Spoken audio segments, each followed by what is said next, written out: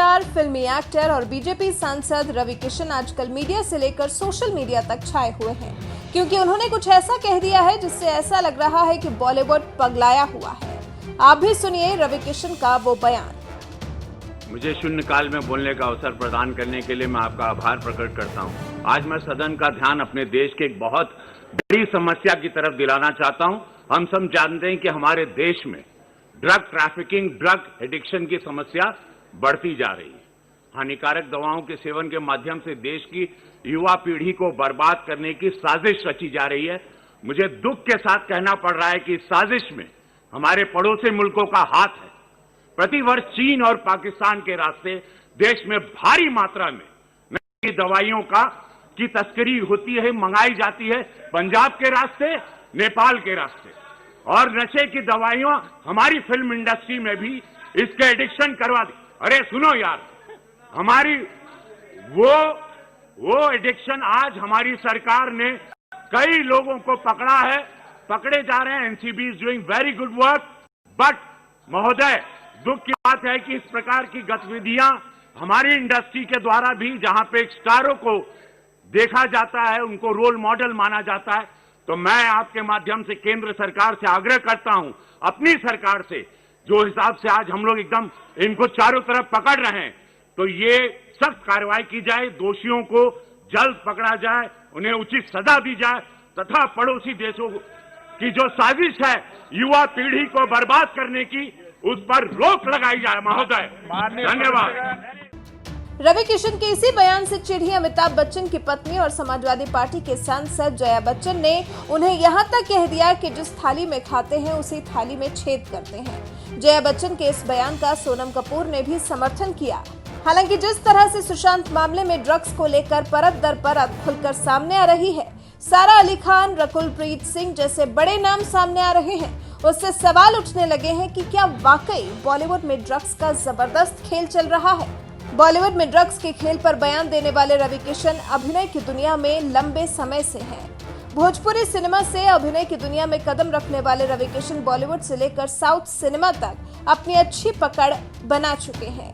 वो एक्टिंग के साथ साथ सियासत में भी हाथ आजमा रहे हैं। साल 2014 में जौनपुर लोकसभा सीट से चुनाव हारने वाले रवि किशन साल 2019 में बीजेपी के टिकट पर सीएम योगी की सीट गोरखपुर सीट से चुनाव जीते और संसद पहुंचे। रवि किशन की संपत्ति। सियासत से सिनेमा तक भौकाल बनाने वाले रवि किशन करोड़ों की संपत्ति के मालिक हैं। साल 2019 के आम चुनाव में गोरखपुर से चुनाव लड़ने वाले रवि किशन ने नामांकन के दौरान जमा किए गए शपथ पत्र में बताया था कि उनके पास 2,70,00,000, पत्नी प्रीति के पास 8,58,000, संयुक्त परिवार के नाम 2,93,000 और एक आश्रित के नाम 1,37,000 रुपए हैं।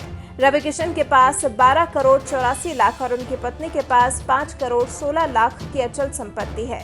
रवि किशन 1,77,00,000 रुपए के कर्जदार भी हैं। महंगी लग्जरी कार्स के शौकीन रवि किशन के गैराज में BMW, मर्सिडीज बेंज और जगुआर जैसी महंगी कार की रेंज है। हार्ले डेविडसन जैसी महंगी और हाईटेक बाइक भी उनके पास है। इतना ही नहीं, रवि किशन के पास एक राइफल और एक रिवॉल्वर भी है। 51 साल के रवि किशन पर किसी भी तरह का आपराधिक मुकदमा भी दर्ज नहीं है। जिंदगी झंडबा फिर भी घमंडबा जैसा मशहूर डायलॉग बोलने वाले रवि किशन की करोड़ों की संपत्ति देखकर फिलहाल कोई नहीं कह सकता कि उनकी निजी जिंदगी झंड है। 4 बच्चों के पिता रवि किशन की सिनेमा और सियासत में भी अलग पहचान है।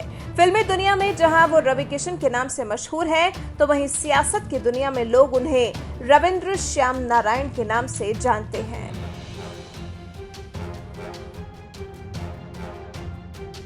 प्रतिवर्ष चीन और पाकिस्तान के रास्ते देश में भारी मात्रा में नशे की दवाइयों की तस्करी होती है, मंगाई जाती है, पंजाब के रास्ते, नेपाल के रास्ते। और नशे की दवाइयां हमारी फिल्म इंडस्ट्री में भी इसके एडिक्शन करवा दी। मेरा कहना यह है, entertainment industry in our country which provides direct employment every day to 5 lakh people and indirect employment to 5 million people. At a time when the financial situation is in a depressing state and employment is at the worst level, in order to divert the attention of the people, we are being used to be flogged by the social media and the government's non-support. Sir, people who have made their name in this film industry have called it a gutter. I completely disagree, and I really disassociate, and I hope the government tells these people who have made their earning, name and fame in this industry to stop using such language. There are people in the entertainment industry who are some of the highest taxpayers. They are still being harassed. All kinds of promises are being made to entertainment industry, but never ever kept. Sir, I get very worked up and very emotional. I have too many things to say, but you're not giving me enough time and opportunity to speak. Sir, I think the government must stand by the entertainment industry, because the entertainment industry always comes forward to help the government in whatever good work that the government takes up. They come and speak for them, they support them. If there is a national calamity, they come forward, they give money, they give their services. I think that it is very, very important that the government must support this industry and not kill it just because there are few people. You cannot tarnish the image of the entire industry. Right. This industry brings international name and recognition also, apart from the political people.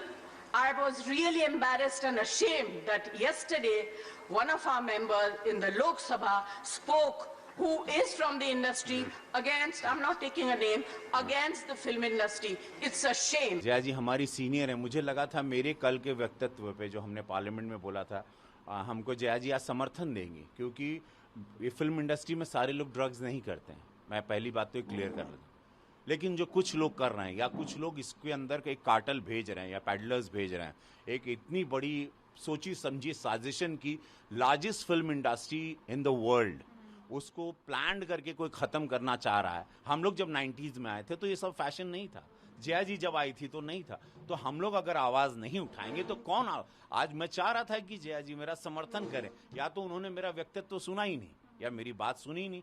Industry को बचाने की बात, युवाओं को बचाने, कल मेरे बच्चे भी आएंगे तो किस माहौल में आएंगे? अपनी फिल्म इंडस्ट्री को, जो कि जया जी की भी फिल्म इंडस्ट्री, जितनी उनकी है उतना हक मेरा भी है इस इंडस्ट्री। मैं उसको खोखला होने नहीं दूंगा, भले मेरी जान चली जाए, मुझे आवाज उठानी है। मैं अपने बच्चों के लिए, अपने भविष्य के लिए, अपने युवाओं के लिए मैं फिल्म इंडस्ट्री का नाम बदनाम होने नहीं देना चाहता। कुछ लोगों की वजह से आज फिल्म इंडस्ट्री का नाम बदनाम हो रहा है कि सारे लोग ड्रग रैकेट्स में हैं, ये गलत बात है। कुछ लोग हैं लेकिन उनकी भी कमर तोड़नी है। जो कुछ लोग हैं, एक भय पैदा करना, वो सारे सप्लायर्स को, वो सारे ड्रग माफिया कार्टेल्स को जो अंदर ड्रग सप्लाई कर रहे हैं और हजारों करोड़ रुपया कमा रहे हैं।